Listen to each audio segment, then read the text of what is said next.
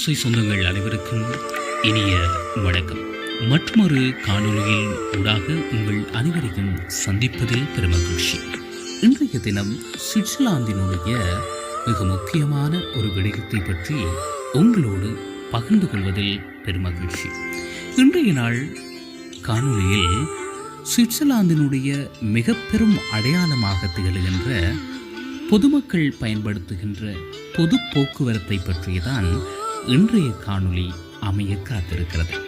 அந்த வகையில் சுவிட்சர்லாந்தினுடைய பொது போக்குவரத்து எவ்வாறு இருக்கிறது என்பதை பற்றியதான் இன்றைய காணொளி உங்களை வந்தடைய காத்திருக்கிறது. உங்களுக்கு தெரியும், சுவிட்சர்லாந்து 26 மாநிலங்களாக பிரிக்கப்பட்டிருக்கிறது. ஒவ்வொரு மாநிலங்களிலுமே ஒவ்வொரு ஆட்சி முறைகள் நடைபெற்று கொண்டிருக்கின்றன. ஒரு சிறிய பேருந்து நிலையத்தை தான் நீங்கள் இப்போது காணொளி ஊடாக பார்த்து கொண்டிருக்கின்றீர்கள். இங்கே இருக்கின்ற பேருந்துகள் இப்படித்தான் இருக்கின்றன. மிகவும் நேர்த்தியாக இருக்கிறது, மிகவும் அழகாக இருக்கிறது. ஒரு பாதுகாப்பான பயணத்திற்கு அதிகளவான மக்கள் பொது போக்குவரத்தை சுவிட்சர்லாந்து மக்கள் அதிகமாக பயன்படுத்துகிறார்கள். இப்போது நீங்கள் பார்த்து கொண்டிருக்கக்கூடியது சுவிட்சர்லாந்து ஒல்டன் நகரில் இருக்கக்கூடிய ஒரு மிகப்பெரிய ஒரு ரயில் நிலையத்தை தான் பார்த்து கொண்டிருக்கின்றீர்கள். இங்கே பொது போக்குவரத்தை பயன்படுத்துகின்ற போது பயண கட்டணம் அல்லது பயணச்சீட்டு டிக்கெட் என்பது மிகவும் ஒரு முக்கியமான ஒரு விடயம். இங்கே டிக்கெட் இல்லாமல் நீங்கள் எந்த ஒரு பொது போக்குவரத்தையும் நீங்கள் பயன்படுத்த முடியாது. அது மிகவும் ஒரு சட்டவிரோதமாக இந்த நாட்டிலே பார்க்கப்படுகிறது. இப்போது பார்த்து கொண்டு இருக்கிறது ஒரு டிக்கெட்டை பெறுகின்ற ஒரு மேஷின். இந்த மேஷினில் தான் நாங்கள் டிக்கெட்டை பெற்றுக்கொள்ள முடியும். நாங்கள் எந்த இடத்திலிருந்து எந்த இடத்துக்கு நாங்கள் செல்ல போகின்றோமோ அதனை இங்கே டைப் செய்து நாங்கள் உரிய டிக்கெட்டை நாங்கள் பெற்றுக்கொள்ள முடியும். நாங்கள் எங்களுடைய தேவைக்கேற்ப நாங்கள் எங்கு பயணப்படுகிறோமோ அந்த இடத்தினை நாங்கள் இங்கே குறிப்பிடப்பட வேண்டும். உதாரணமாக நீங்கள் பேர்ன், அதாவது சுவிட்சர்லாந்தின் தலைநகரத்துக்கு செல்ல வேண்டுமாக இருந்தால் நீங்கள் இப்படித்தான் ஒரு டிக்கெட்டை பெற்றுக்கொள்ள முடியும். இங்கே இந்த டிக்கெட் பெறுகின்ற மெஷின்கள் மூலமாக நீங்கள் எங்கே செல்ல வேண்டும், எத்தனை மணிக்கு செல்ல வேண்டும், எந்த ட்ரெயின் மூலமாக செல்ல வேண்டும், எவ்வளவு பணத்தை நீங்கள் செலுத்த வேண்டும் என்பதெல்லாம் இங்கே திரையிலே காண்பிக்கக்கூடியதாக இருக்கிறது. சுவிட்சர்லாந்தை பொறுத்தவரையில் பொது போக்குவரத்துக்கான கட்டணம் என்பது மிகவும் அதிகமானது. இங்கே சுவிட்சர்லாந்தில் வசிக்கக்கூடியவர்கள் ஸ்விஸ் டிராவல் பாஸ் என்பதை பயன்படுத்தி கொள்கிறார்கள். அந்த அரைக்கட்டண பாஸ் மூலமாக உங்களது போக்குவரத்துக்கான கட்டணம் அரைவாசியாக குறைக்கப்படுகிறது.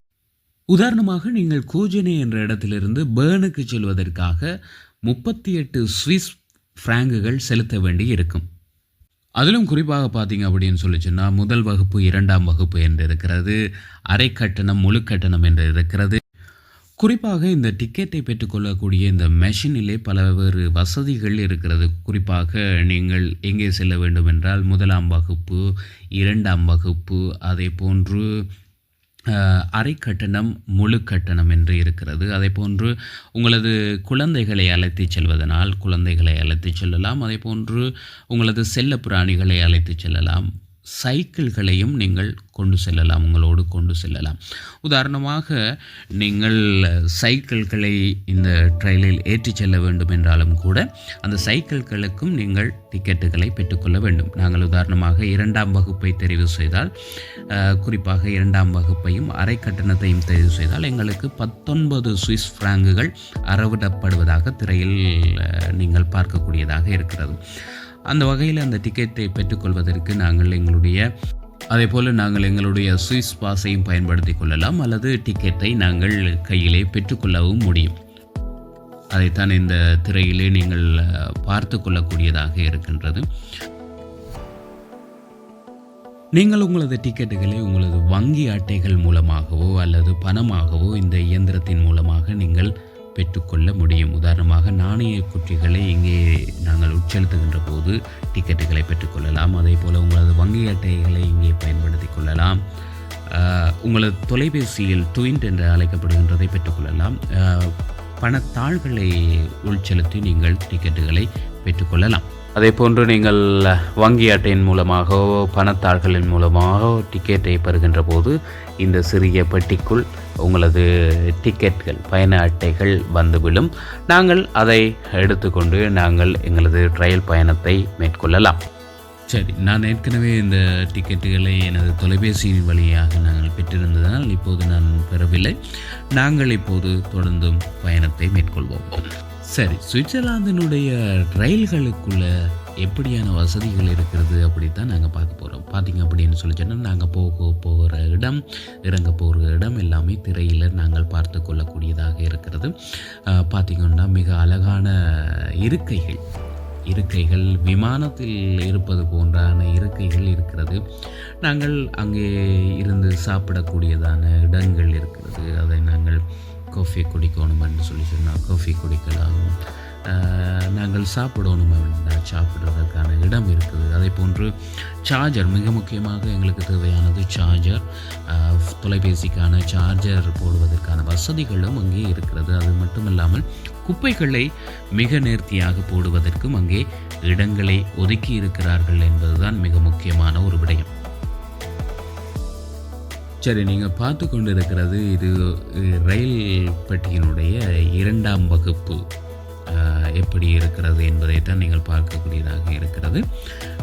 குறிப்பாக 2ஆம் வகுப்பில் எவ்வாறான இருக்கைகள் இருக்கிறது, எவ்வாறான வசதிகள் இருக்கிறது. குறிப்பாக இந்த ரயில்களிலே நீங்கள் தொலைபேசிகளுக்கான சார்ஜ்களை போடுவதற்கான வசதிகள் கூட இங்கே இருக்கிறது, குறிப்பிடத்தக்கது. சரி, அடுத்ததான் நம்ம பார்க்க போகிறது சுவிட்சர்லாந்தில் இருக்கக்கூடிய ரயில்களின் முதல் வகுப்பு பெட்டி எவ்வாறு இருக்கிறது. மிக முக்கியமாக பார்த்தீங்கன்னு சொல்லி சொன்னால் இந்த பெட்டிகளில் சுவிட்சர்லாந்து ரயில்களில் உணவகங்கள் கூட இருப்பது தான் மிகவும் முக்கியமான ஒரு அம்சம். நீங்கள் இருந்து அழகாக சாப்பிட்டு நீங்கள் உங்களது பயணத்தை மேற்கொள்ளக்கூடியதான வசதிகள் இந்த ட்ரெயில்களில் இருக்கிறது தான் மிக முக்கியமான விடயம். அது மாத்திரமல்ல, இந்த ட்ரெயில்களிலே மிகவும் சுத்தமான கழிவறைகள் கூட இருக்கிறதை நீங்கள் அவதானிக்கக்கூடியதாக இருக்கிறது. இப்போது நாங்கள் பார்த்து கொண்டு இருப்பது முதல் வகுப்பு ட்ரெயிலிலே முதல் வகுப்புக்கான ஒரு இடம் எவ்வாறு இருக்கிறது என்பதை நீங்கள் பார்க்கக்கூடியதாக இருக்கிறது. உண்மையிலேயே ஒரு விமானத்தில் செல்லக்கூடியதான ஒரு வாய்ப்பு அல்லது ஒரு அனுபவத்தை பெறக்கூடியதாக இருக்கிறது இந்த ரயில் பயணங்கள் எங்களுக்கு தந்து கொண்டு இருக்கிறது. சுவிட்சர்லாந்திலே மிக நேர்த்தியாகவும் மிகவும் சுத்தமாகவும் இருக்கிறதை நீங்கள் அவதானிக்கக்கூடியதாக இருக்கின்றது.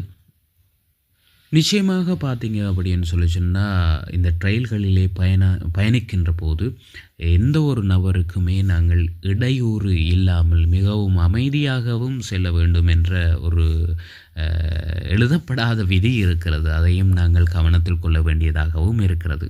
இந்த ட்ரெயில் பயணங்கள் மனதுக்கு மிகவும் ஒரு ரம்மியமான அழகான காட்சிகளையும் பச்சை பசேல் என்று இருக்கின்ற சுவிட்சர்லாந்தினுடைய அழகையும் நீங்கள் பார்த்து ரசித்து சாப்பிட்டு குடித்து, மிக முக்கியமாக ஒரு விஷயத்தை சொல்ல வேணும்.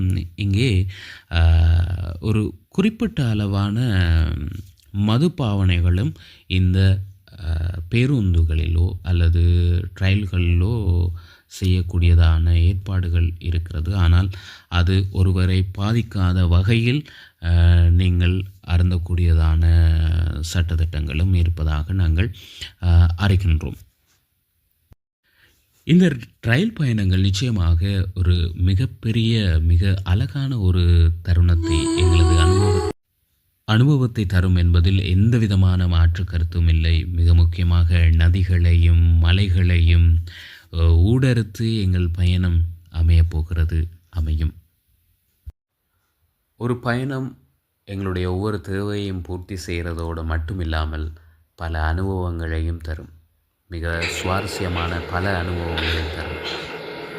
சரி நண்பர்களே, இன்றைய காணொலியூடாக பல சுவாரஸ்யமான விடயங்களையும் முக்கியமான நீங்கள் தெரிந்து கொள்ளக்கூடியதான விஷயங்களை நாங்கள் பகிர்ந்திருக்கிறோம் என்று நாங்கள் நம்புகிறோம். இதுபோல் உங்களது பயண அனுபவங்கள் எப்படி இருக்குது அப்படின்னு சொல்லி நீங்கள் கமெண்ட் பண்ணுங்கள். தொடர்ந்தும் இந்த மாதிரியான சுவாரஸ்யமான வீடியோக்களை பார்ப்பதற்கு எங்களுடைய யூடியூப் சேனலை சப்ஸ்கிரைப் பண்ண மறக்காதீங்க. சரி நண்பர்களே, இந்த காணொளி உங்களுக்கு பிடித்திருக்கும் என்று நம்புகிறோம். உங்களுக்கும் பல தகவல்கள் தெரிந்திருக்கும் என்று நம்புகின்றோம். தொடர்ந்தும் இப்படியான காணொளியோடு சந்திக்கும் வரை மற்றுமொரு காணொளியில் உங்கள் அனைவரையும் சந்திக்கின்றோம். தொடர்ந்தும் தமிழோசையோடு இணைந்திருங்கள்.